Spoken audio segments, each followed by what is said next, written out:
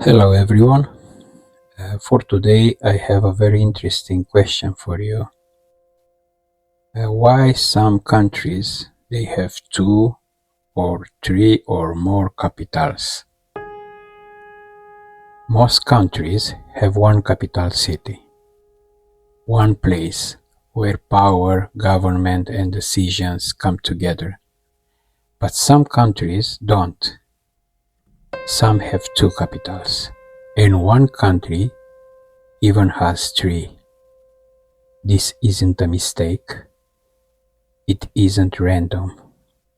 It's the result of history, geography, and political compromise. Let's take a closer look. At first glance, the idea sounds strange. A country usually has one capital city, one political center where the government, parliament, and leadership are based. So why do some countries have two capitals? Are both capitals equal? Do they serve different purposes? And how did this situation come to exist? In this article, we will explore why some countries have two capitals, how this system works in practice, and what it tells us about history, geography, and political compromise. This explanation is written in clear and is designed to be easy to follow, even if you have no background in politics or geography. What does capital city actually mean? Before we look at countries with two capitals, we need to understand what a capital city is. A capital city is usually the place where the national government is based, the parliament or legislature meets, the head of state or government resides, or the major state institutions are located. However, not all capitals perform all of these roles. In some countries, political power is split between different cities. This is where the idea of multiple capital begins. The main reasons countries have two capitals. There is no single reason why this happens. Instead, there are four main patterns that explain most cases. 1. It's historical compromise. 2. It's geographical balance. 3. It's colonial legacy. And 4. Administrative practicality. Let's look at each one carefully. Historical compromise, when no one wants to lose. One of the most common reasons for having two capitals is political compromise. This often happens when two cities were historically rivals. When different regions competed for power, or when a country was formed by uniting separate states or territories. Rather than choosing one city and upsetting half the country, leaders choose to split the capital functions. Example, the Netherlands. The Netherlands is a classic example. Amsterdam is the constitutional capital. The Hague is the seat of the government. The royal family, parliament, and Supreme Court are in The Hague, while Amsterdam is officially named the capital in the constitution. This arrangement reflects centuries of political compromise between cities that once held different types of power. Geography and balance, avoiding over-centralization. Some countries use multiple capitals to balance power geographically. If all political institutions are concentrated in one city, regions far away might feel ignored or marginalized. Splitting the capital helps distribute political influence, reduce regional tension, encourage national unity. Example: South Africa. South Africa has 3 capitals, each serving a different function. Pretoria, executive capital, government. Cape Town, legislative capital, parliament.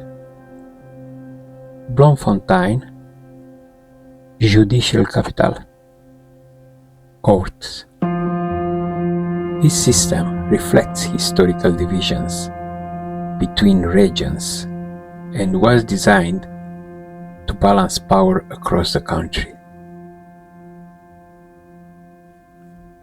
Colonial legacy. Capitals that no longer make sense. In some cases, a country's capital structure is inherited from colonial rule. Colonial powers often built administrative centers for their own convenience, not for long-term national unity. After independence, newly formed countries sometimes kept these arrangements, even if they were inefficient, to avoid political conflict. Example: Bolivia. Bolivia has 2 capitals. Sucre is a constitutional and judicial capital, and La Paz, seat of government.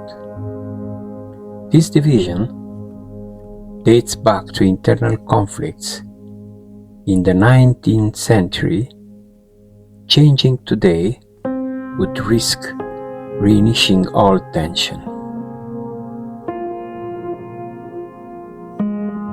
Administrative practicality. When one city isn't enough. Modern governments are complex.